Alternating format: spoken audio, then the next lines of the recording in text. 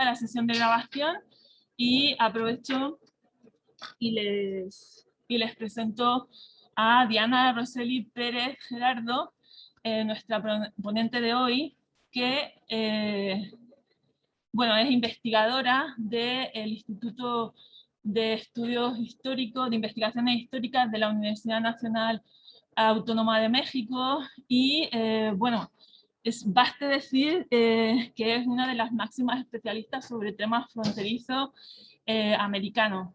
Ha trabajado conceptualmente la frontera y se ha preocupado especialmente por los sujetos, qué pasa con esos sujetos que quedan en territorios de frontera o que ellos mismos tienen una identidad fronteriza. Y su área de trabajo ha sido el Río de la Plata, lo cual pues algunas veces es chocante, ¿no? Lo habíamos comentado muchas veces, de que estando desde México se interese por otros territorios tan lejanos a su vez, americanos finalmente, pero lejanos a esa realidad inmediata mexicana. No les voy a cansar con todo lo que implica curricularmente a nivel de publicaciones. Hoy día es fácil investigar sobre los investigadores, pero bueno, baste decir que está perfectamente acreditada. Recientemente incluso ha tenido un proyecto de investigación sobre fronteras americanas que ha dado lugar a una obra colectiva, a varias publicaciones individuales y también a una obra colectiva que se puede consultar a través de internet, y porque está en Open Access, en las publicaciones digitales de la Universidad Autónoma de México, y bueno, fruto de estos trabajos de este proyecto de investigación reciente. No dejo pasar más el tiempo, le doy paso directamente a Diana. Diana, muchas gracias por aceptar la invitación y nada, quedamos pendientes de escucharte. Cuando quieras, te cierro micrófono. ¿Qué tal? Bueno, pues muy buenos días desde acá, desde México. Muy buenas tardes a todas y a todos. Yo feliz y muy agradecida con Ana por esta invitación, porque bueno, tenemos un público diverso, amplio, híbrido, como son los tiempos, ¿verdad? Entonces, bueno, un placer estar acá en el máster de la Universidad de Murcia, y bueno, esperando poder abrir un diálogo con ustedes gracias a estas tecnologías abiertas por esta coyuntura tan extraña que se alarga. Por lo menos acá en México nosotros seguimos más o menos encerrados, todavía no volvemos a las aulas. Entonces, pues a mí me da mucho gusto verlas y verlos ya pues recuperando los espacios, ¿verdad? Que por lo menos nosotros seguimos extrañando muchísimo. Entonces, para no comer más tiempo, como decía Ana, yo quisiera contarles un par de cosas, nada más antes de empezar, y es que en efecto, yo estudié en México, yo me he formado en México, pero mi formación es de estudios latinoamericanos. En principio también soy doctora en historia, pero tanto mi formación de grado como el máster los hice en estudios latinoamericanos. Y esto justamente me ha convocado desde muy temprano en mi formación a trabajar diversos espacios americanos, lo cual siempre tiene ventajas y tiene desventajas, ¿no? Entre otras cosas, por ejemplo, pues esto de trabajar lugares lejanos implica un intercambio que en los últimos 2 años ha estado un poco parado, ¿no? La otra cosa es que una de las ventajas, creo, y una de mis intenciones más de largo alcance como proyecto todavía por concretar y que siempre está trabajándose, es precisamente volcar la mirada sobre espacios que no son los propios, con la voluntad de poner en juego las certezas que uno suele tener cuando está formado en las historiografías, que siguen siendo nacionales, por más que recientemente hay intentos muy provechosos, que se han multiplicado además exponencialmente, para hacer historias conectadas, historias globales, historias de la circulación, pero no dejamos de tener este sesgo, ¿no?, inherente a las formaciones nacionales y a las historiografías que han sido producto de ellas. Entonces, volcar la mirada sobre distintos espacios, según yo, y ese es como uno de los principios de los que parto, ayuda justamente a ver en esas otras historiografías desde fuera lo que, por un lado, las certezas de lo que uno sabe sobre sus propias regiones, y por otro lado, hacer preguntas que tal vez desde, ¿no?, dentro, desde unas tradiciones más locales, no se terminan de alcanzar de ver. Entonces, por eso es que una mexicana, yo en este caso trabajo y me he interesado mucho por la frontera en el Río de la Plata, por algunos casos de frontera en el Brasil, interacciones portuguesas, francesas, tupinambás. Más recientemente estoy trabajando el área de la Alta California, porque de nuevo la historiografía mexicana ha sido muy productiva en estudiar la Baja California, pero en la medida en la que la Alta California quedó del lado de la frontera de los Estados Unidos, la historiografía mexicana se ha ocupado poco. En cambio, dentro de la historiografía norteamericana, pues es como uno de los temas más trabajados de esta frontera. Entonces, dicho esto, les cuento ahora sí un poco y comparto la pantalla para hacer un poco más llevadero esta exposición.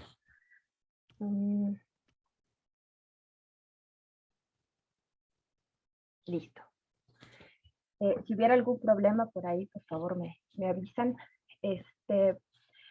Bueno, una de las... primero, perdón, ahora sí, estoy tratando de acomodar aquí el cuadrito.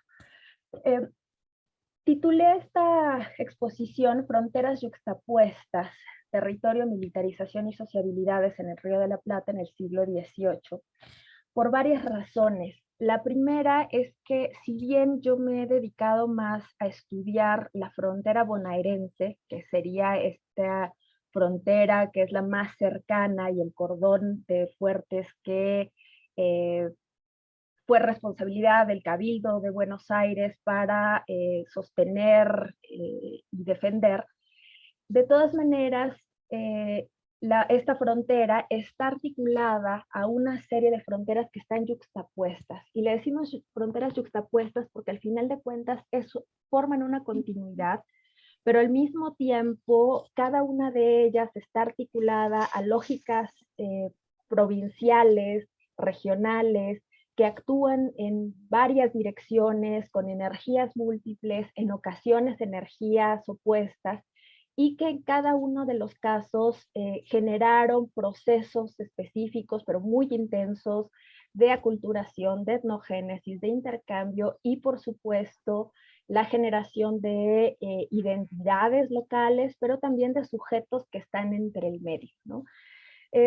Por eso es que hablo de fronteras yuxtapuestas, y la primera parte intentaré un poquito presentar justamente cómo la frontera bonaerense está articulada a todo un sistema, digamos, de fronteras que están defendiendo intereses múltiples y, les decía, en ocasiones contrapuestos. Territorio, porque por ahí empezaremos, porque no podemos hablar de fronteras sin territorio. Yo sé que en este curso que ustedes han tenido han trabajado mucho alrededor de el concepto de frontera, del concepto de territorio, y la militarización como una de las formas como una de las tantas estrategias para la territorialización del espacio, y particularmente del sur, el límite sur de los dominios hispanos en el continente americano hacia el siglo XVIII. Pero al mismo tiempo, no es una historia esta de las milicias o del proyecto de defensa militar, sino es un zoom, digamos, hacia los sujetos, particularmente hacia un tipo de sujetos particulares, que son los desertores de la milicia de Blandengues, que además es una milicia particular del Río de la Plata. Entonces, por eso es que es un título tan largo y que quería comentar antes de empezar. La primera parte, ahora sí, comenzando, decía, es precisamente la vinculación intrínseca que hay entre el territorio y la frontera. Pensemos entonces que el territorio es, para empezar, una relación histórica, ¿no? Es decir, el territorio no es cualquier porción de la esfera terrestre, básicamente es una relación que se construye históricamente, que se estructura simbólicamente, perdón, es histórica, se estructura simbólicamente, pero que tiene clarísimas dimensiones económicas y políticas, y que es el resultado del ejercicio de diversas relaciones de poder que precisamente se ponen en juego para el control de los recursos, de los flujos, la administración de estos límites. En ese sentido, y por eso pongo ahí esta especie de máxima, ¿verdad? No tenemos territorios sin fronteras. Evidentemente entendiendo también la frontera en una dimensión más amplia, no solo como línea, insisto, vi en el programa que ustedes han trabajado estas nociones, ¿no? De linde, de borde, de límite, de margen, si es como un umbral, si es una franja, pero en todo caso la frontera no solamente es esta línea demarcada sobre el territorio, no son muros, aunque a veces se convierten en eso, pero sí son resultado de limitaciones, tanto, insisto, de un espacio que es nombrado, que es recorrido, que es administrado, que es defendido, y en ese sentido los límites y el territorio son procesos que van de la mano. Al mismo tiempo, estas definiciones sobre un territorio y sus límites también tienen lógicas de construcción de la alteridad, es decir, la construcción del otro y la generación de identidades comunes, lo cual casi siempre lleva a estas lógicas que suelen ser un tanto riesgosas para el análisis y perpetuarlas en el análisis, que son la delimitación del adentro y del afuera, del nosotros y los otros, y que después en sus concreciones políticas también pueden dar resultados desastrosos, ¿no? Pero al mismo tiempo, insisto, esta vinculación la pongo como un antecedente que sé, insisto, que ustedes han visto y que seguramente han discutido para otros espacios y para otras épocas, pero que para este caso también es importante, sobre todo para poner en antecedente una definición sobre la frontera. En este sentido, y ahora sí paso un poco más directamente a la noción de frontera, tampoco me voy a detener en todas las discusiones sobre la frontera, pero les comparto una definición operativa, no definitiva, sino una definición que ha funcionado, que me ha funcionado pensarla. Y es que la frontera, en efecto, decía, está asociada al límite, pero su definición política, su función, no solamente su definición, sino su función política, depende de dos vías, por lo menos. Por un lado, de los poderes específicos que la fijan, que la administran, que la defienden, pero, y esta es la parte que a mí me interesa mucho, que es también definida, la frontera también es definida por quienes la viven. Quienes viven la frontera en sus prácticas cotidianas, en sus interacciones, en sus formulaciones, en su propia subjetividad, son quienes refuerzan la frontera, quienes en efecto la defienden, la definen, pero que también la cruzan.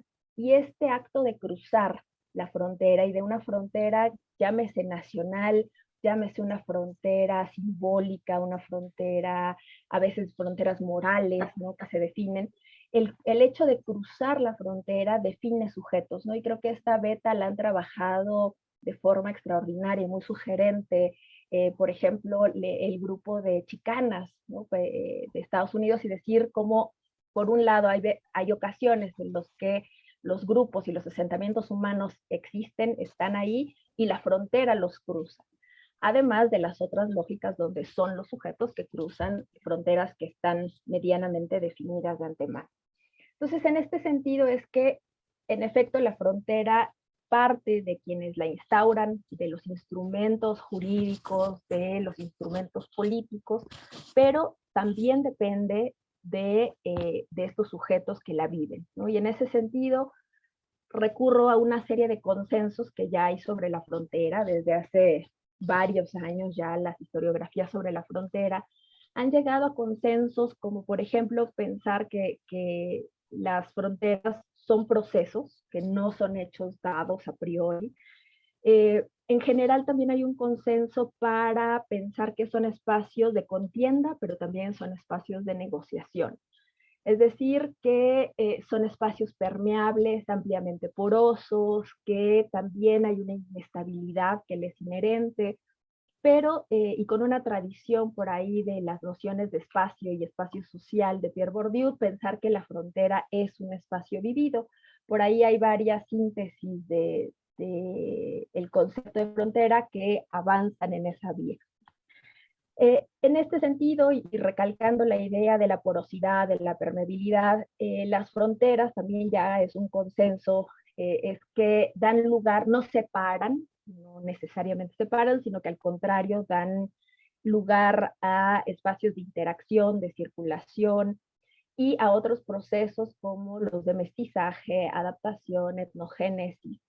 Aunque, y esto es importante, esto a mí me parece muy importante, y es que por más que estemos hablando de estas dinámicas de negociación, de intercambio, de circulación, no podemos terminar de obviar que las fronteras también son espacios de disputa, es decir, también son espacios con conflictividad, derivada de esta competencia por los recursos, por la administración de los flujos y que generan lógicas de inclusión y de exclusión, ¿no?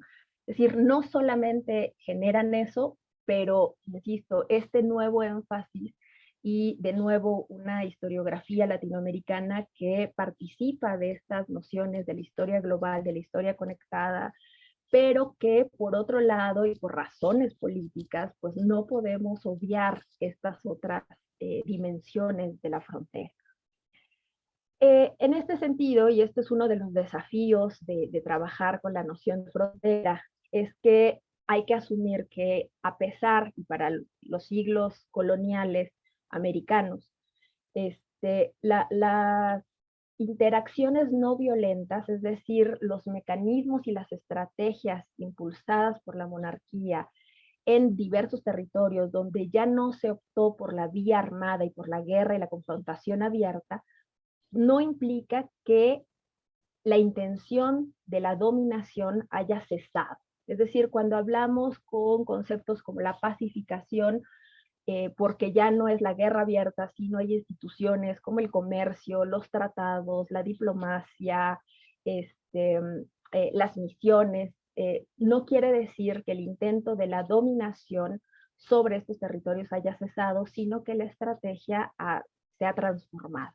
Entonces yo creo que ese es uno de los desafíos y que particularmente para la historiografía de la frontera norte novohispana, y para la frontera araucana, también Guillén Bocara lo ha trabajado pues de manera muy sugerente, es que parecía que el complejo, por ejemplo, misión y comercio y diplomacia, también para el noreste novohispano, pues se estaban sustituyendo y se llamaban estos procesos de pacificación, y incluso en ordenanzas aparecían así, pero no diluir esta intención, insistimos, ¿no? De dominación.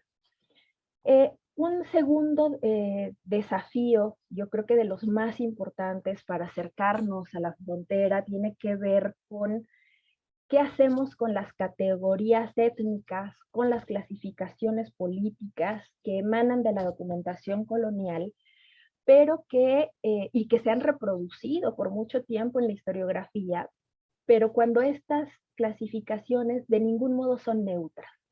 Es decir, en la medida en la que hay una dominación de por medio, por más que haya una incorporación, que se esté sumando estos territorios al concierto de los reinos y de la monarquía, de todas maneras hay esta voluntad de clasificar, de controlar, de diferenciar culturalmente a los grupos y a las poblaciones indígenas americanas.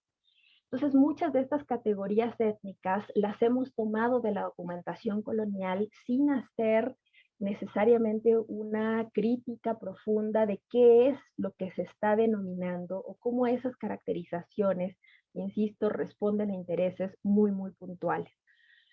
Ese desafío, insisto, se ha trabajado hacer, sobre todo se han cuestionado cómo le vamos a hacer para no reiterar en el análisis clasificaciones y categorías que tenían una función específica en su momento.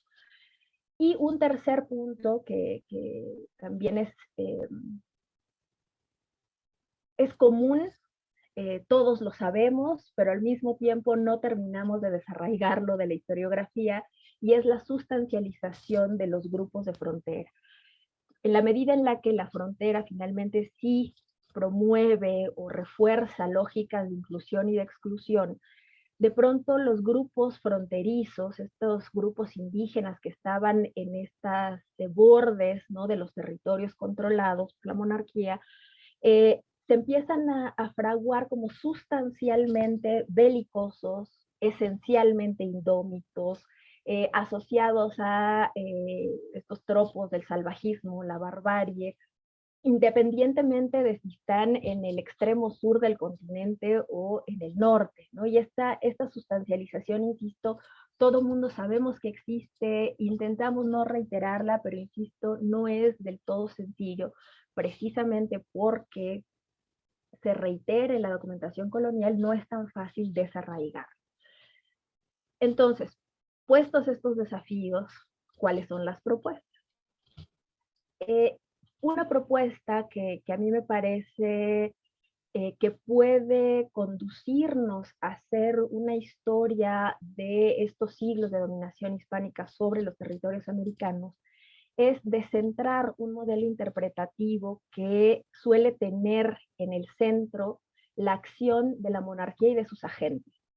Es decir, a las instituciones, ni siquiera nada más a la monarquía, es decir, todas las instituciones como el centro a partir del cual emanan las políticas y los procesos que dirigen los procesos de este periodo. Descentrarnos justamente es irnos a los márgenes, ¿no? Yo sé que hay otras propuestas de descentramiento de las narrativas, pero particularmente creo que la frontera hace una cosa que por ahí, pues no solo Foucault, pero eh, muchas otras corrientes de definición de la frontera han pensado, y es apostarle a la disponibilidad de la narrativa. En general, las narrativas que apuestan a la gloria, a los relatos de fisuras, ¿no?, son justamente estos relatos que tienen un trasfondo ideológico, que ayudan a esbozar y delinear sujetos que no tienen contradicción. Y las fronteras americanas, ¿no?, la frontera conforme fue avanzando desde finales del siglo XV hasta el proyecto borbónico sistemático de tratar de defender estos bordes y de ejercer un control mucho más contundente, en todos los casos, todos estos espacios, todos estos rincones, ¿no?, son precisamente una convocatoria a ver las fisuras de ese discurso de la gloria. Eh, la discontinuidad, insisto, de la narrativa y poner el énfasis en los sujetos es precisamente una propuesta de descentrar esa narrativa. En ese sentido, y por eso Ana decía hace un momento que una de las cosas que a mí más me han interesado, y en este proyecto colectivo que dio lugar a un libro que se publicó el año pasado, un esfuerzo colectivo, era justamente hacer ese énfasis en los sujetos, y estos sujetos que pueden ser individuales o pueden ser colectivos, pero que a través de sus itinerarios, a través del seguimiento de sus prácticas, es posible atender una serie de dinámicas que son a veces sutiles, que no es sencillo encontrar en las fuentes, pero que son constitutivas de las lógicas y de la subjetividad en estas zonas de frontera. Primera cosa es la bidireccionalidad en la construcción de estos sujetos. Quiero hacer aquí y aprovechar una pausa y decir, no, cuando estoy diciendo no podemos olvidar la intención de la dominación sobre los territorios y las poblaciones americanas, de ningún modo estoy queriendo regresar a una historiografía ni de buenos y malos, mucho menos de victimización de los pueblos americanos. Y cómo evitar eso sin olvidar esta otra parte, creo que esa es una de las formas, es insistir en que la interacción transforma las dos partes, siempre. Es decir, que hay una direccionalidad en estos procesos de reformulación identitaria. Y en ese sentido, por eso a mí particularmente me llaman la atención estos sujetos que están en el medio, ¿no? Estos sujetos que forjan identidades. Hay muchos conceptos también que se han trabajado alrededor de ellos, ¿no? Identidades nómadas, identidades intersticiales, go-betweens, brokers culturales, mediadores, intermediarios, que en efecto escapan a las voluntades clasificatorias de unos y otros y que nos convocan, nos conducen, ¿no? a pensar fuera de estas dicotomías usuales que se suelen hacer. Entonces, primera propuesta, descentrar la narrativa. Segunda propuesta, hacer el énfasis en los sujetos. Tercera propuesta, nunca dejar de lado, porque a veces parecería que centrarse en los sujetos se va por la vía más cultural y que abandona la parte de las condiciones materiales de la subsistencia, ¿no? Es decir, pensemos en los procesos de subjetivación, pero nunca desasociados de los procesos de la territorialización. Y esto quiere decir que hay estos procesos, mecanismos, estrategias para lograr el control y la incorporación de los territorios, pero también de las poblaciones americanas como mano de obra y en ese sentido, pues atender esta parte material y las repercusiones, ¿no? Las dimensiones económico-políticas de los procesos de frontera. Y finalmente, lo último que, bueno, esto ya lo había dicho, los retos, pero que son la crítica, o por lo menos el uso crítico de las categorías étnicas, ¿no? Porque aquí, como lo han trabajado un par de investigadoras argentinas que me parece brillante, Laura Cutrera y Eugenia Nespolo, que insisten mucho en que si seguimos usando estas categorías, por ejemplo, para el caso del Río de la Plata, los nombres que se le dan a las distintas parcialidades de indígenas son per se categorías que implican clasificaciones y jerarquizaciones morales, que además, dicen ellas, son eurocéntricas y por ser eurocéntricas, desociabilizan, invisibilizan y despersonalizan al otro. Y entonces, de pronto, hay estas grandes generalizaciones, pero sobre todo prácticas que se asocian como si fueran propias de todos y cada uno de estos grupos, y no solamente de los que están cerca del cordón de Fuertes, sino toda la parte sur de Córdoba, que ahora vemos los mapas, pero que es una zona muy amplia, con una diversidad de formaciones políticas indígenas y que conforme, del modo más bien en el que aparecen en las fuentes, nos impide hacer estas distinciones y pensar que cada uno de estos grupos estableció lógicas distintas, que había relaciones políticas entre los distintos caciques, que estas eran organizaciones políticas fluctuantes y que insiste en ellas, y a mí me parece que es una de las claves, pues que invisibilizan, ¿no? Y despersonalizan a estos grupos que no son los indios de las pampas, ¿no?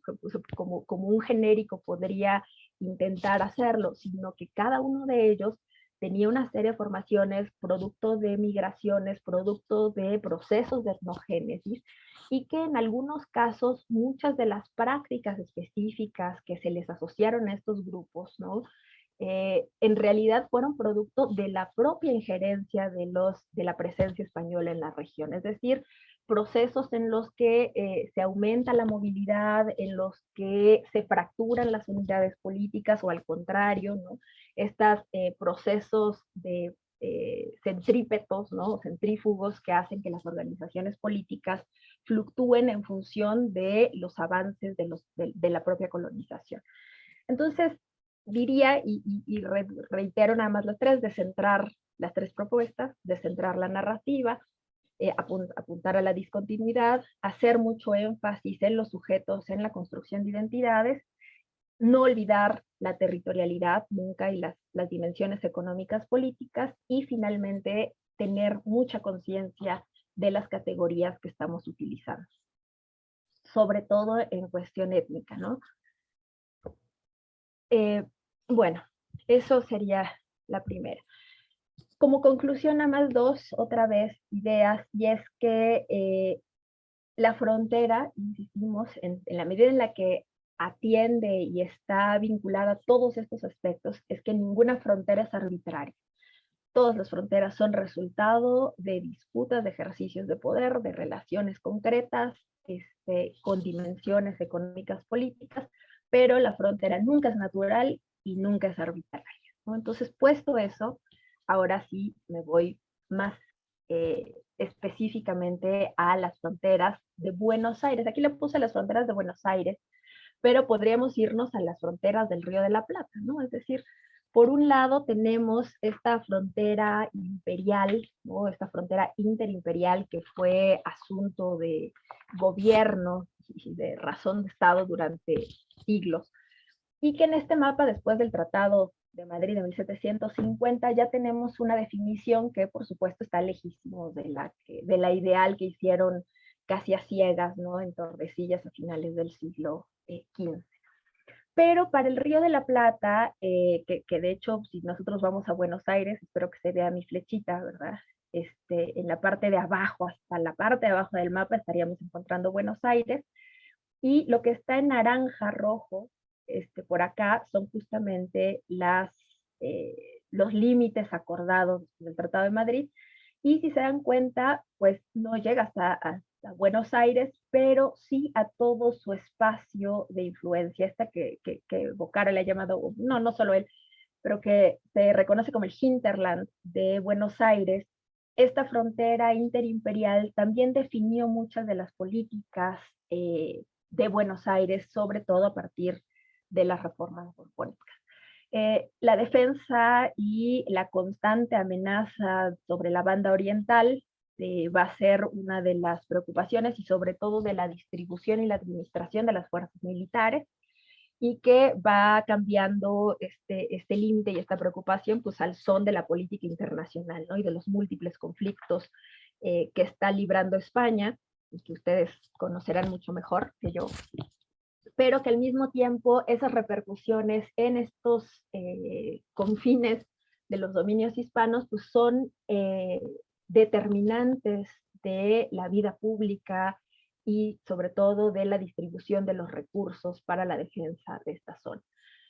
La segunda, bueno, que es la parte en la que yo me concentro, que es la línea de fuertes que está antes del río Salado. Ahorita hacemos un acercamiento a este particular cordón de fuertes, pero también no olvidar que Buenos Aires es un puerto y no solamente tiene las amenazas de Portugal, o por lo menos tiene que estar al pendiente de la defensa de estas fuerzas, sino también tiene una dinámica portuaria en la que la amenaza inglesa se cierne más o menos, también la piratería, el contrabando, y entonces la defensa de Buenos Aires tiene un frente abierto siempre hacia sus conexiones marítimas.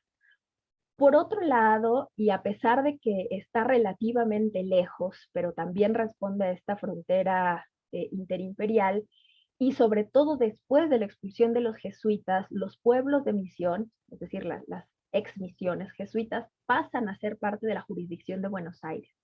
Y esto quiere decir que los asuntos de gobierno, los asuntos judiciales, todo pasa a la jurisdicción de Buenos Aires, y también de algún modo la administración de los recursos para la defensa de estos pueblos que pues tienen que estar trasladándose según se mueve y según se alteran las condiciones de los tratados. Pero, por si fuera poco, también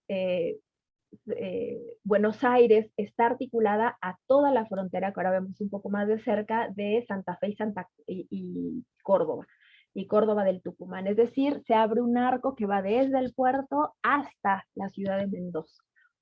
Y finalmente, que no tampoco es poca un desafío ligero, ¿verdad? Que es mantener la salvaguarda de las rutas mercantiles desde el Potosí. Todo esto implica que pues la defensa de Buenos Aires pues haya sido una determinante, ¿no? Tanto los mecanismos de administración de las fuerzas, los flujos materiales, los flujos humanos, el control material, el abastecimiento, los circuitos, perdonen, disculpen.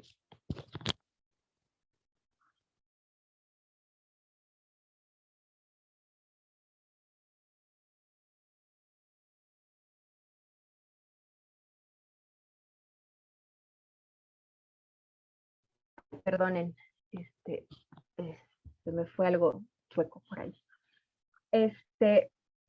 Decía entonces que estos múltiples frentes en los que está involucrada la administración bonaerense tenían implicaciones, insisto, sobre flujos materiales como humanos, el control militar, el abastecimiento, los circuitos productivos y mercantiles, las articulaciones regionales, las derramas económicas y también la posibilidad de ascensos sociales vía la carrera militar.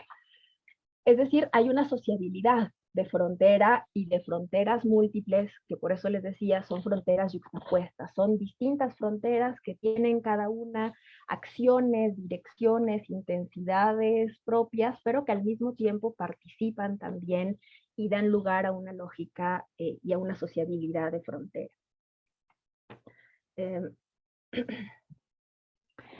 Este es el primer zoom después de haber visto el continente sudamericano de manera más amplia. Ahora sí podemos pensar que, como lo vemos en la esquina superior derecha, esto es un acercamiento a esta franja donde, si se dan cuenta, no alcanza a salir Buenos Aires, pero sale esta primera ruta que sería desde Chascomús, Ranchos, Montelobos, Navarro hasta Luján y Salto, más o menos que esto sería la frontera bonaerense y sobre todo este cordón que se intenta con mucho ímpetu defender y avanzar a partir de 1780. Pero si se, pero si se dan cuenta, esta ruta de Fuertes está articulada a la otra que va al sur de Santa Fe y al sur de Córdoba, desde Melinecué y por ahí todos estos otros fuertes que van avanzando por la inercia. Aquí se conjugan dos proyectos. Por un lado, el del Virrey de Vertis, que es el que va a hacer mucho más sistemática la defensa de la frontera pampeana, de la frontera bonaerense, y por otro lado, el proyecto del intendente y gobernador de Córdoba, que es el marqués de Sobremonte. A partir de aquí hay una política muy parecida, que es que tiene tres ejes particularmente. Uno, aumentar los efectivos en las milicias, centralizarlas, disciplinarlas. Dos, tener una política de población, ¿no? Y tres, el intento de generar tratados y acuerdos de paz con los indios a partir del comercio y el intercambio de bienes.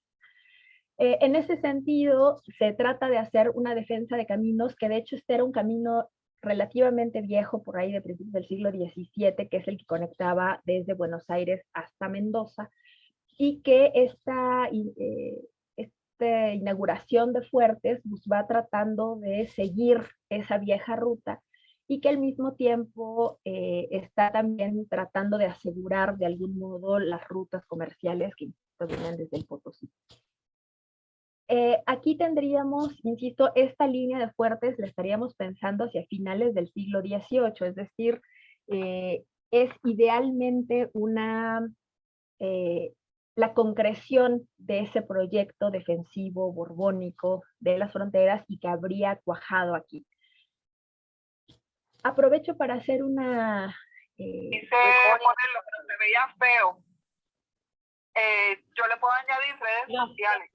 Entonces, este formulario... Creo que por ahí hay un micrófono prendido. No sé si es conmigo. Ok. Este formulario, cuando esté listo, Yo te voy a avisar porque tiene una instrucción que Johnson lo manda inmediatamente a Facebook.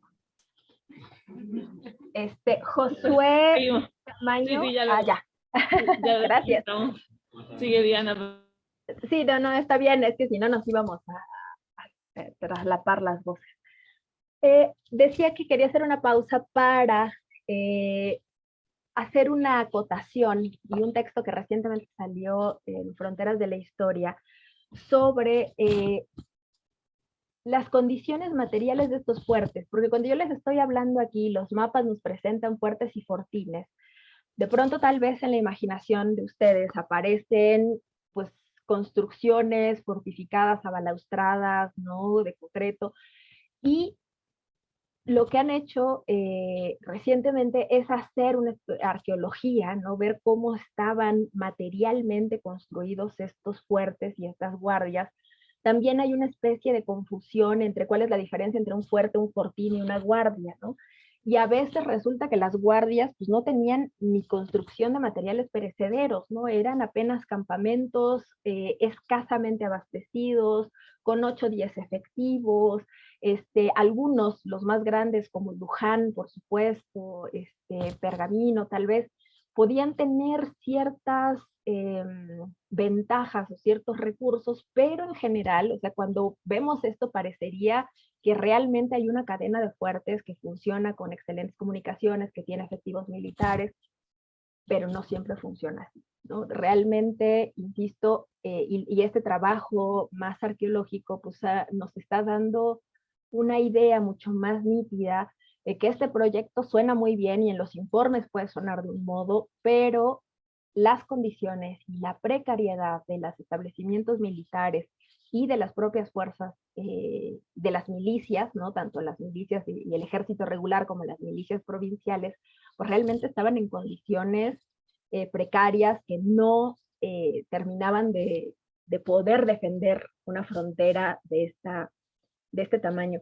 Un poco nada más, digo, para medir un poco las distancias de Buenos Aires, por ejemplo, hasta Rojas, más o menos, serían como unas 4 horas en automóvil hoy en día. Y ya si nos vamos desde Buenos Aires hasta Mendoza, estaríamos pensando que es una distancia de 1.200 kilómetros, más o menos. No es poca cosa. Y esto por esta ruta, ¿no? Porque si ustedes hacen la ruta un poco más abajo, más al sur, no, más abajo no, más al sur, pues es un espacio, es una inmensidad donde el control territorial pues se complica de manera exponencial. 1.200 kilómetros, ayer lo revisé, nomás por curiosidad, es básicamente lo que entiendo hay de Murcia a Oviedo. Esa es más o menos la distancia, 1.200 kilómetros. Ahora, esto todavía no implica un control hacia el sur y hacia la Nor Patagonia. Esto es apenas, insisto, esta conexión que hace este arco por la vía norte o sur de Córdoba. Este es un nuevo zoom, ¿no? Les había dicho que, regreso tantito, la parte en la que yo me he concentrado es esta, Chascomús, ranchos, montes, y ¿qué es esta?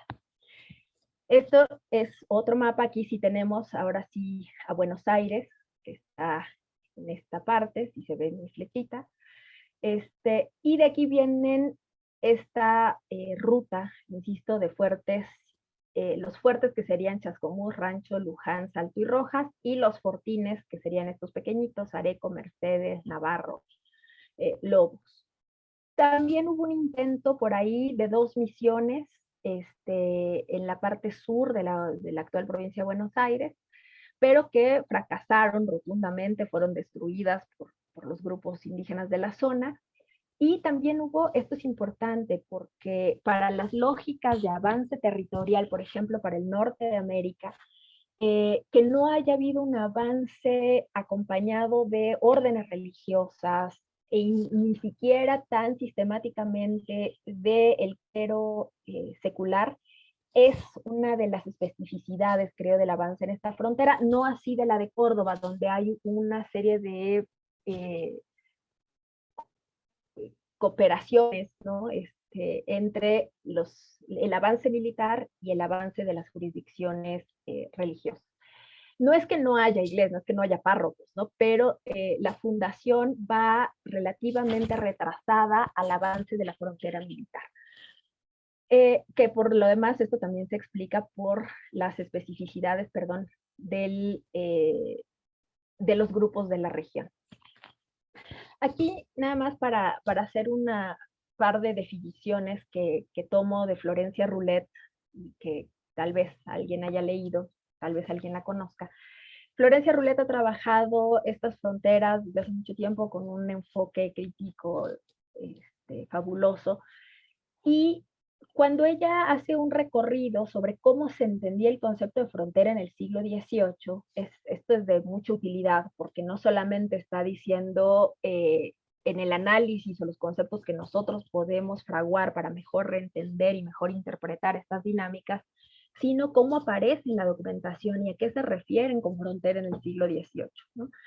Y una de sus conclusiones o propuestas es que en la documentación de la frontera bonaerense en el siglo XVIII, la frontera se entendía como un espacio de transición entre el ámbito de control más o menos efectivo del Estado colonial y los territorios libres indígenas.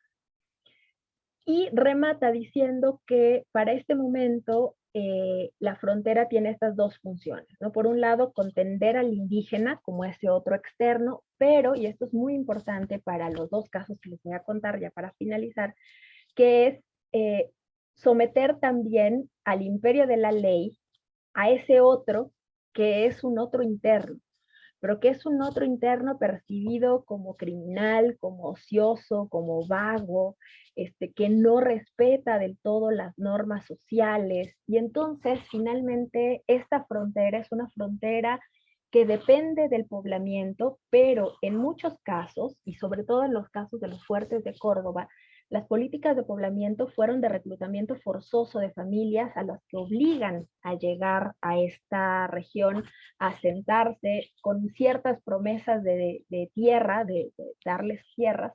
No siempre se cumplen, y sobre todo también son destino de muchos criminales, ¿no? Entonces, la dificultad y este margen amplio que se abre en términos de las adecuaciones normativas en la vida en los fuertes, pues depende justamente de esa política de población. Aquí nada más, insisto, fíjense cómo se va avanzando la frontera. Esta que está aquí como en color rosa, es la frontera hacia 1780, 779. Aquí les marco el río Salado, que la intención, de hecho, de todo el proyecto de Vértice era que esta frontera se avanzara por lo menos al otro lado del río Salado, cosa que no se va a lograr sino hasta 1828, y si se dan cuenta, todos los avances son ya hacia el siglo XIX. Este otro mapa lo pongo nada más un poco para reiterar esta otra noción que habíamos visto de frontera, de intercambios, de circulaciones, pero esto se va a lograr solamente hasta el siglo XIX, ¿no? Donde va a haber una circulación de ganado, de sal, de lanzas, de tejidos específicos, de pieles de guanacos desde el sur, ¿no? Desde Patagonia, y sobre todo tejidos, cueros, pieles, plumas de avestruz, de ñandú, desde La Pampa hacia Buenos Aires, y desde Buenos Aires, bueno, productos como harinas, azúcar, hierba, licores, telas ligeras, adornos, tabaco, etc. Entonces, toda esta articulación del territorio, insistimos, se va a lograr, pero solamente a partir de estas otras lógicas que ya impulsa el Estado provincial y el Estado nacional argentino. Entonces, y en síntesis, el plan general para afianzar la frontera implicaba articular los distintos cuerpos militares, es decir, a las milicias provinciales, con los ejércitos regulares y los cuerpos de veteranos, y sobre todo con la reforma de un cuerpo que se había fundado apenas 30 años antes, que era el cuerpo de blandengues. Este cuerpo de blandengues, desde que surgió, fue una cosa rarísima. El rey no quería que se fundaran, de hecho el rey dijo que no. Finalmente el cabildo hace una serie de negociaciones y les permiten generarlos. Pero el cuerpo de blandengues empieza como una milicia híbrida, ¿no? Es decir, tiene que servir con caballos propios, En general, si ustedes fueran cuerpo de veteranos, el Estado mantiene y les proporciona armas y caballos. El cuerpo de blandengues tenía todavía ciertas formas de las lógicas de las milicias provinciales, donde los destinos acuden a estos llamados con sus propios recursos, pero el cuerpo de blandengues sí recibía sueldos. Hacia 1780, parte de la reforma de Bertis fue convertir ahora sí oficialmente el cuerpo de blandengues en un cuerpo de veteranos, en un cuerpo de caballería de veteranos. Esto es muy parecido a los cuerpos de dragones, con una diferencia, y es que seguían sirviendo con sus propios recursos y sobre todo los salarios no estaban aparejados. Tenían ahí una brecha salarial sobre todo con las planas mayores de los oficiales, aunque los blandengues de rangos más bajos sí tenían sueldos más grandes que los dragones. Esto implicó, y esta ventaja relativa de mejores sueldos que nunca se pagaban a tiempo por lo demás, hizo que la composición de esta milicia fuera mucho más diversa que la que podíamos encontrar en otros cuerpos veteranos como la de dragón. Por ahí decían que si ustedes leyeron este texto, ¿no? Viene un poco cuál es el perfil social, sobre todo las precariedades materiales a las que estaban sujetos. Y en todo caso, este cuerpo va a ser parte de ese plan integral para afianzar la frontera. Se intentó un impulso a la inmigración española, con más, menos y sobre todo con picos de avance, ¿no?, sobre esta política. El reclutamiento forzoso, que ya les había dicho, reclutamiento forzoso de familias que no tuvieran arraigo comprobable en la urbe, el refuerzo de los cordones defensivos, el incremento de alcaldías de hermandad y los poblados rurales, y sobre todo establecer y asegurar las rutas de intercambio. Este es un dibujo más o menos de la época de cómo debían ser los uniformes de los blandengues, ¿no? Pero cuando uno va rastreando los documentos y los juicios y demás de este cuerpo documental, pues resulta que en general el press pues les llegaba, pero no siempre completo. Sobre todo que la necesidad de ropa era una de las constantes en los delitos que se sancionaban, entre ellos el de robos a pulperías, etcétera, pillajes, o que durante las deserciones se llevaran ropa, o incluso que prometieran, ¿no?, robar esto para poder traer ropa. Siempre está en el centro el abastecimiento de los vestuarios. No así, por ejemplo, el de caballos. De por ahí, una de las tesis de por qué hay tanta facilidad para la deserción, y le déjenme ver cómo voy de tiempo, sí, ya 10, es que en general hacen falta cosas que son elementales y en ocasiones no solamente hacen falta, sino que tienen mucha facilidad para la circulación dentro del área pampeana. En general, muchos de ellos, dice Raúl Mandrini, son dueños de tropillas de caballos, entonces tienen redes familiares en otros espacios, y esto de algún modo permite o facilita esta circulación y cambios de oficio, protección familiar, esa alta movilidad, pues de algún modo hacía que la deserción fuera una constante. Era una constante en todos los cuerpos militares, pero con los blandengues particularmente por sus lógicas, por la diversidad de los lugares de donde provenían, etcétera, es que se facilitaba de algún modo esta movilidad. Otra cosa importante, además de la variedad en la composición étnica, de la diversidad en el lugar de origen, de la facilidad de la movilidad, era, entre otras cosas, la posibilidad de ascenso y dentro de los rangos, ¿no? Una de las cosas particulares es que, a diferencia del cuerpo de dragones, la oficialidad peninsular nunca logró este disciplinamiento a las fronteras. Muchos de quienes estaban ahí, porque Blandengues siempre trabajaba con las milicias provinciales, y las milicias provinciales se negaban en muchos casos a servir bajo las órdenes de capitanes y tenientes peninsulares. Por eso es que se abría de algún modo un poco más fácil la movilidad social de trigueños o morenos, como aparecen clasificados en los juicios. Una última cosa sobre la deserción es, bueno, ahora sí sobre la deserción, no última, perdón. sobre la deserción. Lo de los motivos, insisto, en la medida en la que se trata de una dinámica que es a todos luces de todos los cuerpos militares, y que a pesar de que los castigos normados eran gravísimos, en general las penas nunca eran tan graves, ¿no? Por un lado tenemos los motivos, ¿no? Necesidades personales y familiares. Se murió la mamá está enferma, y entonces salen sin permiso y en muchas ocasiones vuelven por su propia voluntad y se someten a la pena que les sea dada. Otra es la precariedad en la subsistencia, ¿no? De que ya no pueden más, ya sea hambre, aunque en general en los juicios casi siempre los obligan, o de algún modo se nota una consistencia en que los escribanos asientan siempre que recibieron el prest y que recibieron los salarios.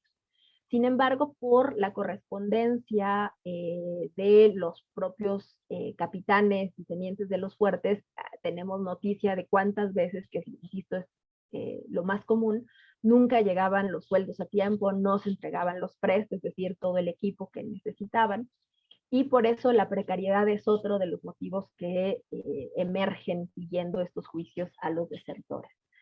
Fugas por delitos o faltas, entonces se le fue el caballo y para no recibir la pena mejor se fue, ¿no? Y después lo atrapan y entonces tiene un cargo de deserción, además de la otra falta. En la pulpería estaban tomando, empezaron, uno hirió con un sable al otro, y entonces en lugar de esperar la pena y el juicio por haber herido a otro efectivo de la compañía, desertan y se van, aunque a veces luego regresan por voluntad o los encuentran. Pero me llamó mucho la atención, que es el de la nostalgia y la melancolía, que aparecen de manera muy constante dentro de las motivaciones, y dicen que no tuvieron ningún otro motivo más que de pronto le dio mucha nostalgia y sintió que su mamá era muy grande y que seguramente ya no la iba a volver a ver, y se va sin permiso. La otra es extender permisos, piden permiso porque el pariente está enfermo y piden permiso por tantos días y luego ya no regresan, o regresan 3 meses después y de nuevo se sujetan a la pena dada. En general la deserción está asociada con robos, violaciones, con agresiones, y sobre todo se hacen las penas más graves cuando son reincidencias. La enorme mayoría de los casos son desertores reincidentes, y de hecho se ponen las fechas. Ingresó a la compañía, desertó en tal fecha, regresó en esta otra, se volvió a integrar y volvió a desertar, ¿no? Y los agravantes y atenuantes, ¿no? En muchos casos, creo que es un espacio importantísimo, porque a mí me condujo justamente estas ideas del agravante y los atenuantes a poder encontrar estos juicios, no para hacer la historia de la deserción militar, sino como un prisma que me permitía ver las sociabilidades de la frontera, es decir, buscar otra cosa en esa misma documentación que puede servir para la historia militar, pero que en otras cosas me llevó a encontrar las sociabilidades femeninas. Y esto es muy importante porque en la medida en la que las mujeres no son el objeto de estos juicios, lo que aparece de ellas ahí evidentemente está mediado, ¿no? Por los traductores, por quien está ejerciendo de juez, pero esto nos lleva, insisto, a otras dinámicas. De todos los agravantes de la deserción, y ustedes lo leyeron, el más grave es pasarse con los indios, que es el caso de Manuel Ramallo, que avanzó, es súper gracioso, ¿no? Perdón, pero ¿por qué desertó? Estaba cuidando los caballos y entonces empezó a ir un caballo solo y entonces yo me empecé a ir atrás de él y cuando había avanzado un montón. Había avanzado un montón que se encuentra a los indios del Cacique Amarillo y se va con él, y el Cacique Amarillo le dice, pues si te regresas ahorita te van a matar, entonces mejor vente con nosotros, y se va. Durante 11 meses transita de las tolderías de un cacique a otro, ¿no? Entre las tolderías de Amarillo, de Negro y de Toro, y al final de cuentas regresa al fuerte. Esto no deja de ser importante porque cuando se va sin querer, se lleva 2 pistolas, se lleva una canana y 16 cartuchos. Estos son elementos de alta estima para el intercambio con los caciques y con los sitios de las tolderías. Y de regreso, no regresa con las manos vacías. Cuando lo encuentran, viene con 4 caballos, una mula y 2 yeguas, lo cual también es importante para el fuerte. Después el cacique pide que le regrese ese ganado porque ese ganado es suyo y este se lo está llevando sin permiso. Finalmente las autoridades del fuerte conceden y le regresan el ganado al cacique porque este desertor se las llevó como para no llegar con las manos vacías, ¿no? Una cosa importante es que el abogado de Ramallo en su defensa dice que no fue deserción y que más bien estuvo cautivo. Esto es un problema porque cuando los cautivos escapan, y por ahí hay un caso ejemplar que es el de Blas Pedrosa, los interrogatorios a los que están sujetos son realmente pues de inteligencia, ¿no? Les pregunto cuántos son, qué tolderías, y en el juicio nunca se hace mención mínima a que este Manuel Ramallo haya dado informaciones sobre las fuerzas, la cantidad de gente, las armas que tenían los caciques con los que estuvo. Y finalmente, con todos los atenuantes, después de que dicen que no es desertor reincidente, que, no, que más bien pudo haber sido cautivo, no necesariamente deserción, las sentencias son 4 meses de prisión. En este sentido, hablamos de una permeabilidad donde este intercambio, por ejemplo, Amarillo es muy diestro en el habla del castellano, eso lo sabemos también por el juicio. Sabemos que hay una alta interacción entre las distintas tolderías y también sabemos que los efectivos de los fuertes tuvieran esta serie de intercambios, pues no era del todo ajeno y que las penas pues eran bastante ligeras. El último caso, nada más para hacerles un ejemplo, son esta idea de las liviandades de frontera y qué pasa con la adecuación de los márgenes normativos en el cordón de fuertes, particularmente en las poblaciones de estos asentamientos militares. Este es el caso de Julián Valdés, que fue acusado en el fuerte de Chascomús por desertor, pero por cortarle la trenza a Tomasa Cabrera. Una de las cosas que dijeron en un estudio clásico Latrabús y Carlos Mayo, Amalia Latrabús y Carlos Mayo, es que las mujeres de la frontera eran mucho más livianas, ¿no? Podían tener varios maridos, podían tener varias aventuras, y que en realidad pues, esto habría y se distinguía mucho de otros espacios urbanos, ¿no?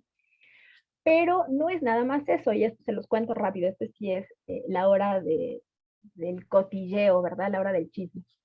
Porque Julián Valdés le corta la trenza a Tomasa Cabrera, pero se la corta porque la encontró con otro tipo que se llama el paisano Cabral. Pero resulta que este Cabral no es su marido, ni Julián Valdés es su marido. Tomás está casada con un tercer hombre que es Antonio Leiva, que también es un blandengue. Entonces tenemos dos blandengues, a Julián Valdés que le corta la trenza y al marido que es Antonio Leiva. Pero al mismo tiempo, cuando Julián Valdés encuentra a Tomasa con este paisano Cabral, la encuentra porque Cabral le está dando de golpes, ¿no? Y una vez que pues, le quita a Cabral, Cabral sale corriendo y por supuesto Julián Valdés también le pega. Y entre toda la golpiza que le da, le corta la trenza. Entonces, Tomasa Cabrera va ante las autoridades del fuerte y acusa a Julián Valdés no por haberle golpeado, sino por cortarle la trenza, y porque las consecuencias de cortarle la trenza no nada más era el desprestigio automático, sino porque su marido podía enterarse. Este es el centro de todo este caso, porque el coronel Francisco Balcarce, que es el que está a cargo del fuerte, cuando se entera de todo esto, le informan, porque además Balcarce es de hecho el comandante de frontera, pide a las autoridades Chascomús que por favor procedan con la posible reserva a fin de que el marido de la citada mujer, que parece no se encuentra noticioso de lo acaecido con ella, no lo trascienda. Y que por favor, con algún motivo o pretexto, como el de comisionarlo a alguna diligencia, lo manden y lo saquen de ahí, ¿no? Para poder formar la sumaria en su ausencia.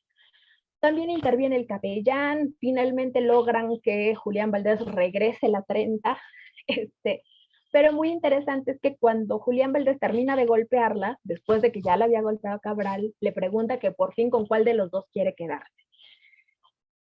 Esto, de nuevo, no implica que se le esté concediendo a Tomasa ningún tipo de autonomía en la decisión, sino básicamente lo que está pasando ahí es que lo que protesta Julián Valdés no solo es que le encontró con este tercer sujeto, sino que él le está dando dinero y le está dando regalos, y entonces pues no se vale porque la está manteniendo de algún modo y no sabe si también está recibiendo este tipo de ayuda material de Cabral. Esto nos lleva a otra cosa. El propio marido no estaba ahí, José Antonio Leiva. Tenemos de nuevo una pregunta sobre la precariedad, sobre la posibilidad del marido de proveer a Tomasa, y sobre todo que estas interacciones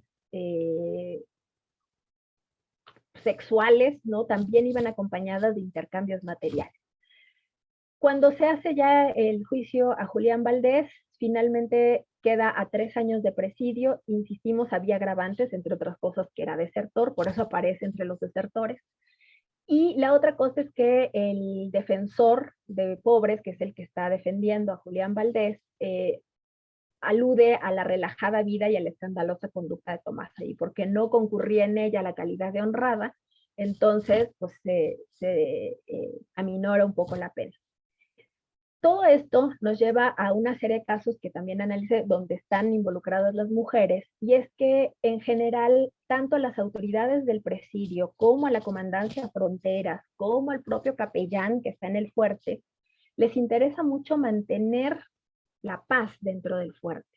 Y de hecho hay ordenanzas donde se dice que por favor, siempre que haya conflicto entre las compañías de blandengues y los vecinos o demás, que en general se procure que no haya ningún tipo de conflicto interno, porque pues las amenazas distintas son las demás.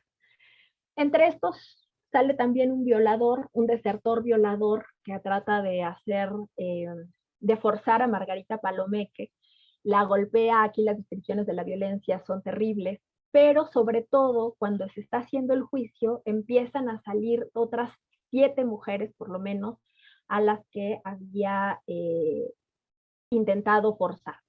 Pero de aquí, de todo este urdimbre de este violador, lo que a mí me interesó sacar no solamente son los eufemismos de cómo le llaman las autoridades, que son comunes en todos lados, a la violación, ¿no?, forzar, acometer, torpefil, estropear, etcétera, sino las redes solidaridades de mujeres que están alrededor de estas mujeres violentadas, ¿no? Y cómo en general a una la salvó su vecina porque estaba gritando, la otra se salvó porque sacó una navaja y entonces los ahuyentó, y cuando ya los iba a acusar llega la tía de este Juan Bautista Regueira, que es el violador, a decirles que por favor no lo acusen, ¿no? Incluso Margarita Palomeque, llega a la mujer, la esposa pues de Regueira, y le dice a Margarita que le va a regalar un pañuelo y una camisa, con tal de que no lo acuse, ¿no? Entonces tenemos a la tía, tenemos a la esposa tratando de defenderlo, pero también tenemos toda una serie de mujeres que están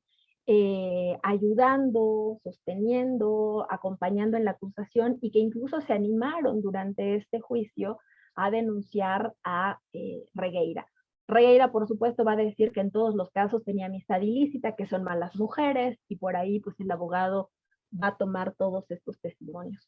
Al final de cuentas, la sentencia no es mucho más. De hecho, la sentencia se hace no por la violación, sino por la deserción.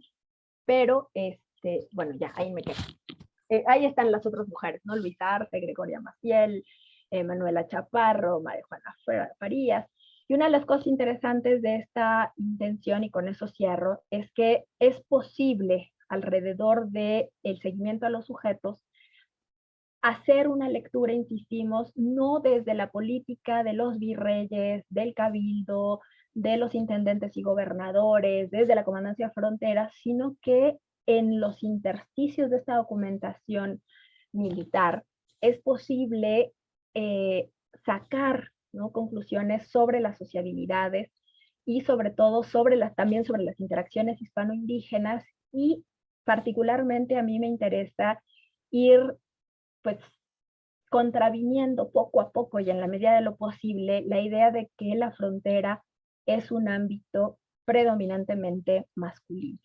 Lo es, pero al mismo tiempo las mujeres están ahí, están generando posibilidades para la territorialización, contribuyen más bien a este proceso, con su trabajo, con la reproducción social en todos los ámbitos, ¿no? Insistimos en la reproducción material, en la reproducción biológica, y al mismo tiempo están sujetas a una violentación en la que tampoco están exentas las mujeres que están en ciudades, pero que al mismo tiempo están ellas tratando de generar sus propias redes y sus propias solidaridades, y no siempre solidaridades, ¿no? Pero sí que se puede hacer una historia también que pueda rastrear cómo el proceso de frontera es vivido de forma distinta por varones y por mujeres, no solamente por la violencia sexual, que parece una constante, sino por las formas en las que estas mujeres están contribuyendo a la territorialización de la frontera. Y listo, discúlpenme que me pasé. En todo caso, les agradezco muchísimo la atención y espero que de algún modo haya podido darles un panorama general de cómo se articulan dentro de esta enorme frontera estos sujetos y sus itinerarios particulares.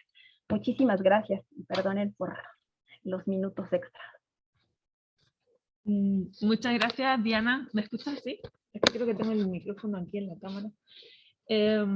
Muchas gracias. Desde luego el panorama ha sido amplio, desde lo más, ese zoom abierto hacia ese zoom que se va cerrando y acaba en estos casos que pueden parecer anecdóticos, pero como siempre se destaca desde la historia cultural o ahora más recientemente desde la historia de género, pues también son significativos de los procesos que se están dando en estos espacios, en este caso espacio fronterizo. Seguimos con la dinámica que habíamos establecido y ahora tendríamos que pasar la palabra a los estudiantes del máster bueno, que hagan su intervención, sus comentarios, lo que le haya quedado, lo que le haya parecido preciso después de la lectura de este artículo de los blandengues. Y bueno, además la intervención de Diana ha ido mucho más allá del artículo por otra parte. Entonces les animo a participar. Después de la intervención de estos estudiantes, pues ya pasamos al resto de los participantes. Así que los veo ahí en el fondo, tienen la cámara, que no sé muy bien cómo ponerla, pero lo que no sé si se va a escuchar, entonces, alto y conciso, y si no yo ya que estoy más cerca del micrófono, le hago la transferencia a Diana.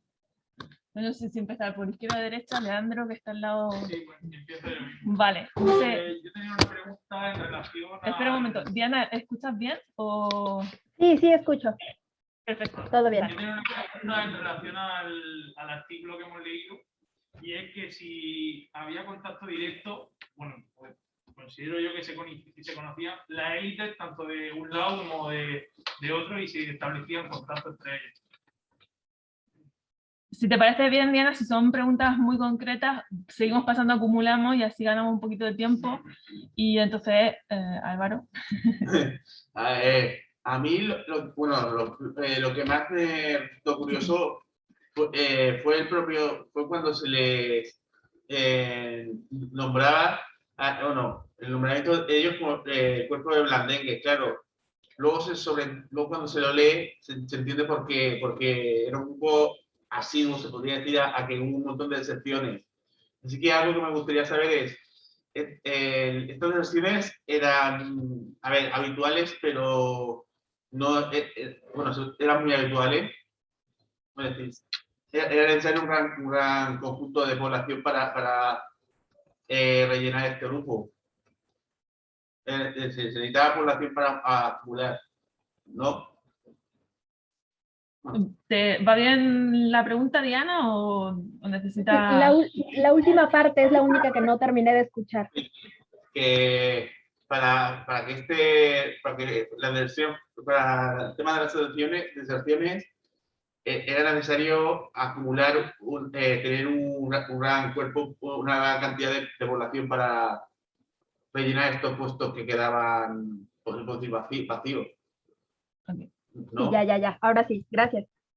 Perfecto. Nada, gracias a ti. Siguiente, tenemos a Javier, ¿no? Sí. A ver, no sé si entras en cámara, pero... ¿Se me escucha? Sí, creo que sí. Bueno, Dale. pues bueno, yo destacando, por así decirlo, la conclusión que ha hecho de la conferencia, quería preguntar si, digamos que pues, este estudio particular de la frontera o sea, a través de los personajes, de estas sentencias de los personajes en particular, si también se repetía a lo largo de toda la frontera del Río de la Plata y que dónde se archivaban, digamos, este tipo de sentencias, de dónde ha podido sacar esta información. Okay. Yo lo que quiero preguntar, como hemos dicho que el cuerpo de Blandengue es de Buenos Aires y este proceso de establecer una frontera con el tema de fuerza, si al intentar querer avanzar la frontera, si se querían establecer las dinámicas de ese centro, ese nuevo territorio, si había algún interés concreto con ese nuevo territorio. Sí, Diana, ¿va bien? Vale, Ana. Yo quería preguntar que si el hecho de que los juicios sobre la excepción de los Blandengue no fuese objetivo ni verídico, ¿es porque se hacían oralmente y los escribían los escribanos o hay otra razón?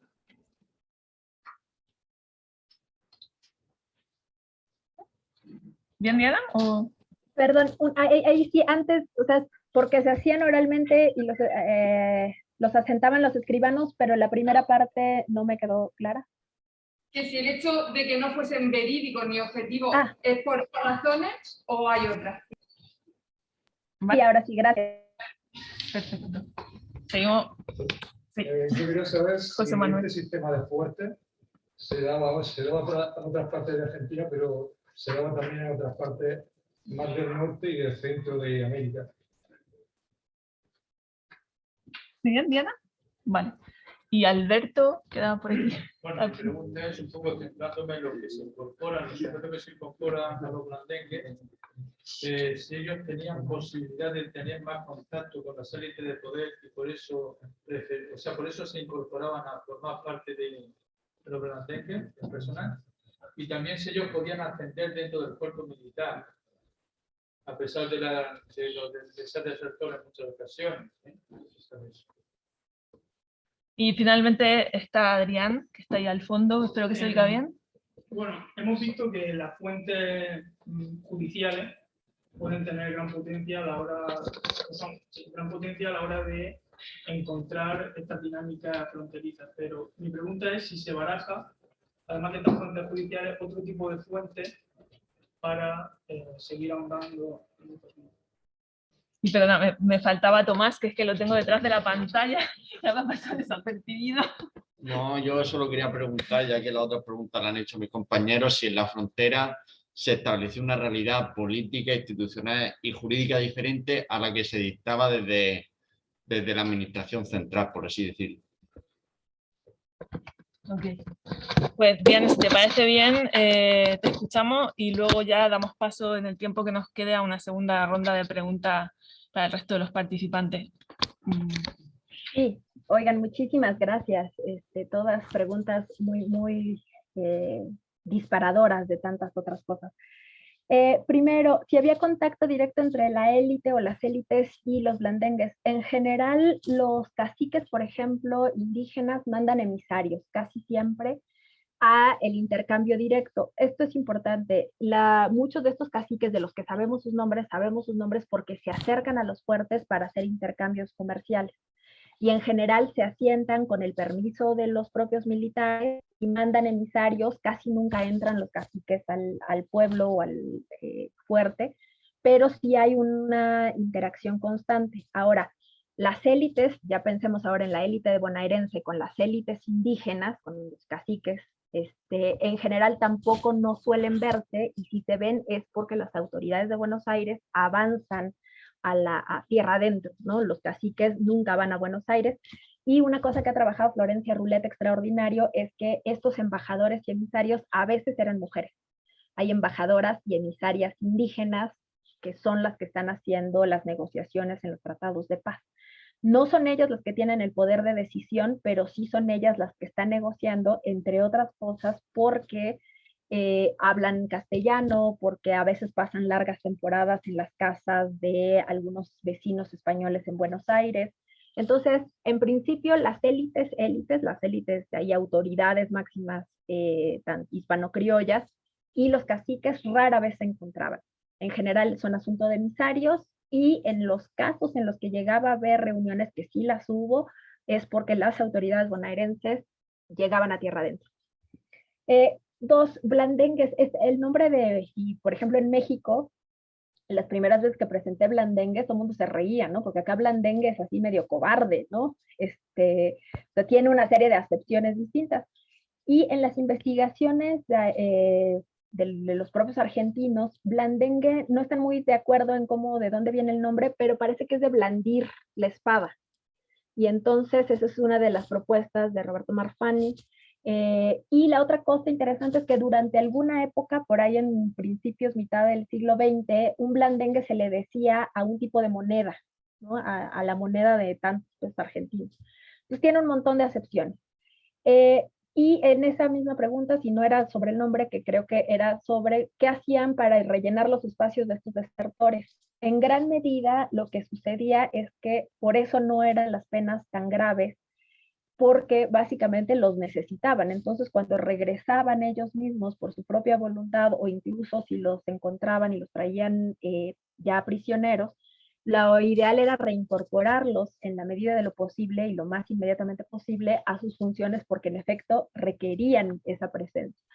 ¿Cómo más se llegan a los blandengues? Y esto va con otra pregunta por ahí, que era sobre si esta posibilidad de ascenso social o es lo que los llevaba a incorporarse a la compañía de blandengues. En general era bastante más básico que eso. De hecho, se les daba una cuota relativamente alta de 8 pesos más o menos por engancharse. Y en la medida en la que cumplían ciertos años, había una cuota de reenganchamiento. Y entonces la gran mayoría hacía su primer enganchamiento, le daban este dinero, que era un dinero, insisto, era mucho para el momento, y a los 5 años o 6 se les daba este reenganchamiento. En algún momento este reenganchamiento se prohíbe porque era muchísimo dinero, y casi siempre una vez que les pagaban este reenganchamiento, entonces desertaban, ¿no? Entonces, en general, quienes se meten al cuerpo de blandengues es por necesidades mucho más inmediatas que por una proyección de ascenso social, aunque existía la posibilidad de ascenso social, pero no dejaba de haber incorporaciones de los altos mandos de poblaciones, más bien de individuos hispano-criollos, ¿no? Y no tanto estos otros sujetos que se incorporaban y que venían de distintos lados. Si se repetía esto de las sentencias y de la deserción, si se repite, una cosa importante es que hay cuerpo de blandengues en Buenos Aires, pero también se crearon blandengues en la Banda Oriental y en Santa Fe. De hecho, va a haber otras 2 compañías de blandengues, y particularmente la de la Banda Oriental de Uruguay se va a convertir en uno de los íconos de la revolución de independencia. Entonces, los blandengues van a ser, si ustedes buscan blandengues, lo más probable es que les salgan los blandengues de Montevideo, y particularmente su participación en las luchas de independencia. ¿Qué otra cosa? Si se repetía, que dónde se archivaba. Esto depende. Los juicios en general de los fuertes de la frontera y la comandancia de Luján están en el Archivo General de la Nación Argentina. También están en el Archivo Provincial de Buenos Aires, y las de los otros blandengues y la otra frontera, por ejemplo, está en el Archivo de Córdoba, Hay muchos archivos provinciales, particularmente el de Córdoba está en un proceso de reacomodo y clasificación que ha sido muy productivo y tiene muchísimas cosas. Están también mucho más al norte los archivos de Salta y de Jujuy, y el propio de Santa Fe.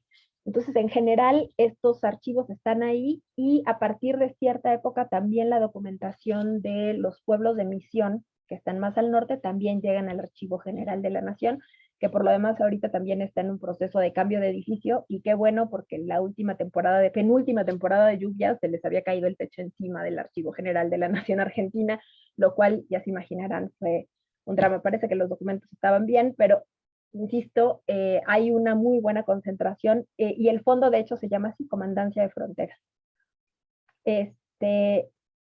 juicios a desertores. Cuando yo digo que no son, que hay que tener cuidado con lo que dicen los juicios, no es porque necesariamente estén mintiendo o porque no sean verídicos, sino porque en general pues hay una intención que subyace a esta y a la forma sobre todo de asentar las declaraciones. Y los juicios en general tienen un formato, ¿no? Casi siempre los acusados no están alfabetizados, casi siempre ponen solamente la cruz en señal de firma, y lo que se hace es que se toma el testimonio, el escribano lo asienta, después se les lee su declaración, y una vez habiéndoles leído la declaración, ellos firman. Esto pues no garantiza nada, ¿verdad? No garantiza que el escribano haya escrito lo que dijo el acusado o los testigos, ni que cuando se los leyeron estén leyendo lo que habían escrito, ¿verdad? Pero hay una fase que no todos los juicios tienen, pero casi todos, y es que son los tareos. Y entonces va un testigo, el testigo declara, segundo testigo, tercer testigo, cuarto testigo, y después viene una segunda fase donde frente al acusado se vuelve a leer, frente al acusado y frente al testigo se vuelve a leer el testimonio. Y entonces el testigo tiene que declarar que eso que declaró antes es cierto y lo hace frente al acusado. Entonces por ahí parece que hay algunos cambios, pero lo que sí es importante es que el escribano no es un escribano oficial, es el blandengue que sepa escribir, ese funciona de escribano, punto, ¿no? Y que además las sentencias pues están dictadas no por la justicia ordinaria, sino por la justicia militar, incluso cuando se trata de transgresiones o delitos que no competen necesariamente al tribunal militar. Entonces, cuando decimos que esto es una mediación, no es para descalificar el testimonio completo, sino para tener cuidado en cómo lo leemos, ¿no? Sabiendo siempre pues, que son productos, por lo menos, de la mediación del escribano. Sí hay otros sistemas de fuertes, sí hay otros sistemas de fuertes, pero por ejemplo una diferencia particular y muy contundente es que, por ejemplo, para el norte de la Nueva España es el complejo misión-presidio. Van juntos, ¿no? Misión-presidio, desde las misiones-presidio de Sonora, Chihuahua, la California y la Alta California, ¿no? Siempre es complejo misión-presidio, van de la mano. No así las del Río de la Plata. Que se incorporan, que se ascienden al cuerpo, si ya decía esto de la movilidad social, las fuentes judiciales. ¿Y qué otro tipo de fuentes? Sí, esto es muy importante. Una de las cosas por las que yo cerré el universo de trabajo era porque particularmente yo estaba interesada en saber qué hacían estos desertores, a dónde se iban y sobre todo esta interacción que podían tener con los indígenas. Lo cual no quiere decir que sea la única, los sumarios militares y las fuentes judiciales sean las únicas. De hecho, lo que abunda más son las correspondencias.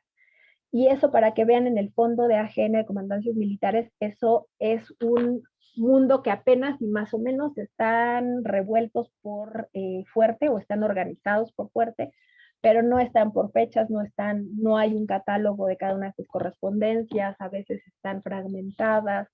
Y esa parte de comandancia de fronteras, que además se ha trabajado por quienes han trabajado cada uno de los fuertes, es el otro cuerpo documental más importante para hacer esto. Y la otra parte son las actas de cabildo. Entonces tenemos correspondencia, actas de cabildo, juicios sumarios y finalmente justicia, porque a pesar de que son espacios militares, en algunos casos graves interviene la justicia ordinaria. Ya casi acabo.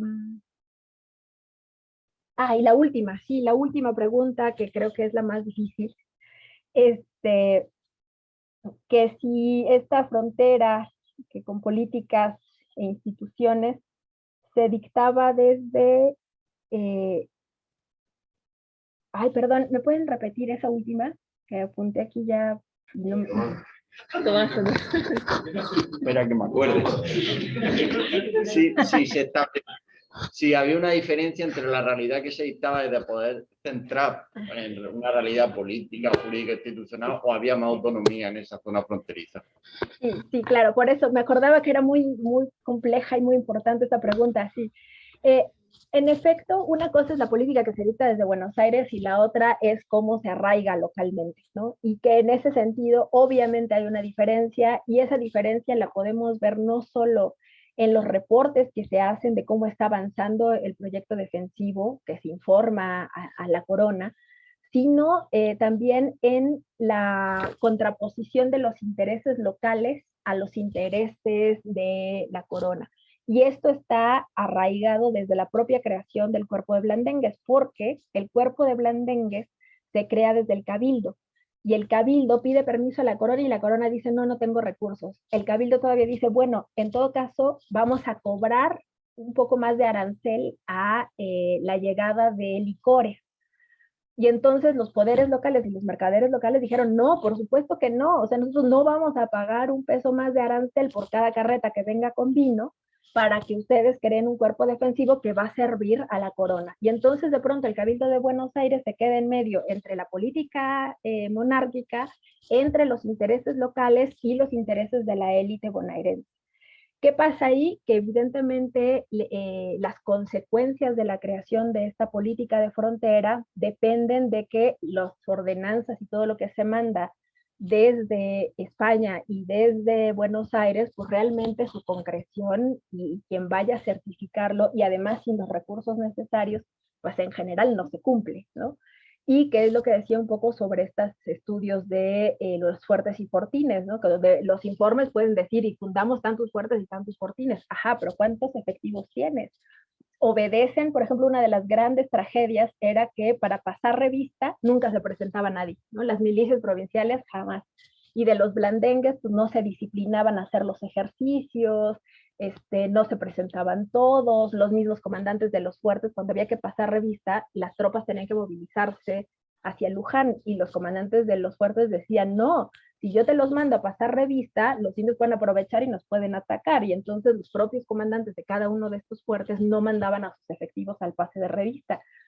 ¿Cuál es la conclusión? Pues que el ejercicio o la intención del proyecto borbónico de disciplinar y centralizar a las milicias, pues había fracasado. Al mismo tiempo, pues como comandante de frontera, tú tienes que decir, me parece mucho más importante que sigamos sosteniendo el fuerte a que vayan a pasar listas, ¿no? Entonces creo que por ahí las incongruencias y las incompatibilidades, sobre todo las incompatibilidades de los intereses de todos los niveles, son los que hacían que en efecto hubiera una distancia inmensa entre lo que se dictaba y lo que acontecía. Y creo que ya, espero que no se me haya ido ninguna. Por esta fase, si te parece bien, Diana, usamos un poquito más, tenemos 10 minutos hasta las 5 y damos paso a la posibilidad de que haya otro tipo de preguntas, o tanto acá, en los presentes, alguno ha puesto cara de susto, así como diciendo, pero si no se animan por aquí, desde la virtualidad tenemos a Freya Rojo, que levantó la mano y creo que se está animando. Sí, ahí sí, estás. ya me estoy integrando aquí he estado, gracias. Sí, pues a mí me interesó saber quiénes eran estas personas, porque en algún momento mencionaste las élites, ¿no? De Buenos Aires y las élites criollas que a veces podían venir, pero en realidad el cuerpo de blandengues eran racialmente mestizos, mulatos, sobre todo mulatos me interesa saber porque hoy en Buenos Aires o en Argentina se cree que nunca hubo afrodescendientes, ¿no? En en el territorio. Y bueno, eso por una parte. Y la otra es el término enganche que usaste. Me llama también la atención porque si escuchas el hablar actual argentino, ese concepto es muy usado, ¿no? En engancharse en algo, no te enganches. Entonces, no se me sugiere que quizá venga de este tipo de estas relaciones históricas que ha habido. No sé si lo has encontrado por ahí o te ha llamado la atención.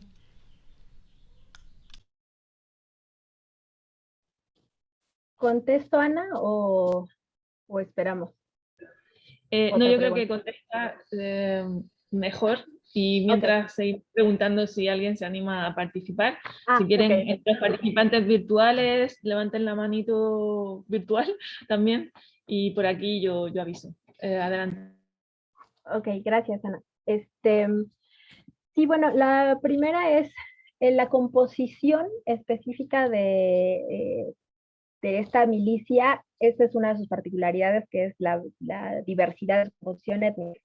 En ese sentido, diferencia, por ejemplo, de milicias de pardos que había en otras zonas como en el Caribe, ¿no? En la propia Nueva España. En Buenos Aires no las hubo como tales, pero en efecto hay una buena parte de integrantes que están clasificados como mulatos y pardos, ¿no? Ahora, las clasificaciones, esto los ha trabajado muy bien María Eugenia Alemano. Por ejemplo, están difíciles porque entonces tenemos la descripción donde no le dicen ni pardo ni mulato, ¿no? Le dicen, por ejemplo, es trigueño oscuro, o es de pelo castaño pero trigueño, o es moreno de pelo claro y ojo azul, ¿no? Y entonces, ya a la hora de meterlos a los cuadros, pues, presentan un desafío, ¿va? Porque entonces ya la categorización pues, depende de quién las está haciendo en el análisis desde ahora. Pero la composición quería ver si encontraba el porcentaje que María Eugenia Alemano da. No es muy alto, pero sí es significativo, insisto, en comparación a muchas otras milicias y sobre todo en comparación con el cuerpo de dragones. Ahí sí es. Por supuesto, con las milicias provinciales, pues no, porque ahí en la milicia provincial siempre está mucho más mezclado. Y sobre el enganchamiento o reenganche, por supuesto, nosotros todavía hoy en día, siglo XXI, enganche y reenganchamiento son conceptos que tenemos vigentes y en el horizonte, porque por ejemplo es el que se utiliza para todos los jornaleros. Los jornaleros son enganchados y le decimos aquí, por ejemplo, enganchar a que les adelantan un sueldo, los llevan y entonces terminan en el Valle de San Quintín en las producciones de jitomate semiesclavizados, ¿no? Porque fueron enganchados. Lo mismo pasa con migrantes guatemaltecos, salvadoreños para las plantaciones de café, ¿no? En el Soconusco. Entonces, esto del enganche y el reenganche, pues para nos siguen siendo formas de cooptación justamente de mano de obra. En el caso de blandengues, pues sí, insisto, es muy interesante la idea del reenganche, que eso tampoco estaba aprobado para los cuerpos de veteranos como el de dragones. Y esto se hacía un poco para poder cumplir con las expectativas. El virrey de Vértiz estaba pensando que iba a lograr por lo menos 800 efectivos y nunca los mantuvo, o sea, porque ni había recursos, porque desertaban, porque tenía que dispersarlos, porque cuando ya los tenía más o menos ocupando los distintos puestos, les llamaban y decían, ahora todos los blandengues váyanse a la banda oriental. Y en esas coyunturas, por ejemplo, donde se ordenaba desde Buenos Aires que el cuerpo de blandengues tenía que movilizarse desde este cordón hasta la banda oriental, en ese momento desertaban y había deserciones masivas. Esa idea de las deserciones, y ahí reenganche o no reenganche, todo el mundo decía, no me voy a ir a la banda oriental.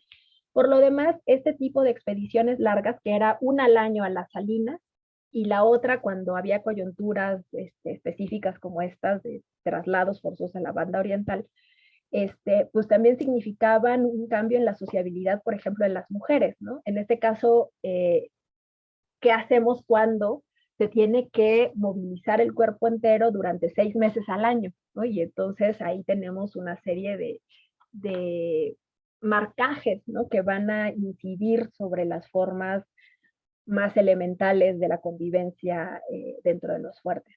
Entonces, pues sí, esto de enganche y reenganche, pues en Argentina seguramente también existe, y sí, sinceramente desconozco para qué lo refieren, pero sí me parece importante que pues por nosotros aquí por lo menos lo tenemos presentísimo porque sigue siendo una forma de cooptación forzada, ¿no? O bueno, de cooptación de mano de obra, que después tiene uno. No sé si más o menos contesté, Freya, muchas gracias.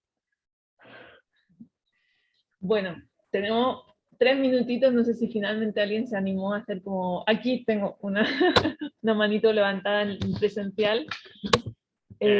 Bueno, era para preguntar en función al sistema de leve reclutamiento de los diferentes blandengues, si estos eran enviados a los puestos fronterizos más cercanos a su lugar de origen o en cambio eran enviados en función de la necesidad de efectivo en cada guarnición. Bien, Diana. Ya, y cerramos eso sí, la tanda de preguntas porque va a venir el profesor de la siguiente hora y lamentablemente tenemos que cerrar. Entonces te doy paso, Diana, para contestar a esta pregunta. Muchas gracias. Y así aprovecho y ya sí, el último microsegundo para hacer la despedida, ¿vale? Entonces, Diana, contesta lo más breve posible.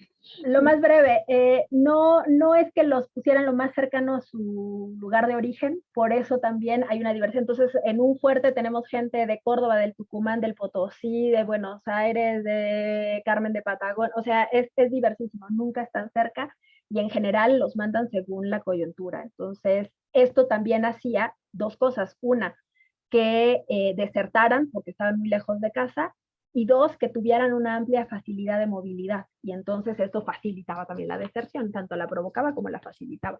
Entonces, no, nunca estaban cerca de su lugar de origen, entre otras cosas porque no tenían arraigos muy comprobables, por eso también es gente que de por sí ya tenía mucha movilidad, por eso llega a estos lugares, y cuando quiere irse, pues se va, porque tiene conocimiento del rumbo y transita, ¿no? Con mucha facilidad. Listo, Ana, gracias. Bien, pues muchísimas gracias a todos por la atención, a los participantes. Diana, obviamente, un lujo haberte tenido en esta clase, seminario, y quedamos con el canal abierto para seguir contactándonos y seguir aprendiendo juntos. Chicos, muchas gracias. Nos vemos en la siguiente clase. Muchas gracias. Gracias, un gusto haberlos visto, un lujo tener un auditorio. Chao, Diana. Grande. Cuídense, Tenemos adiós. que la sala. Adiós, adiós, adiós. Chao. Gracias, Ana. Gracias, Diana. Chao, adiós. Freya. Chao, Freya. Gracias.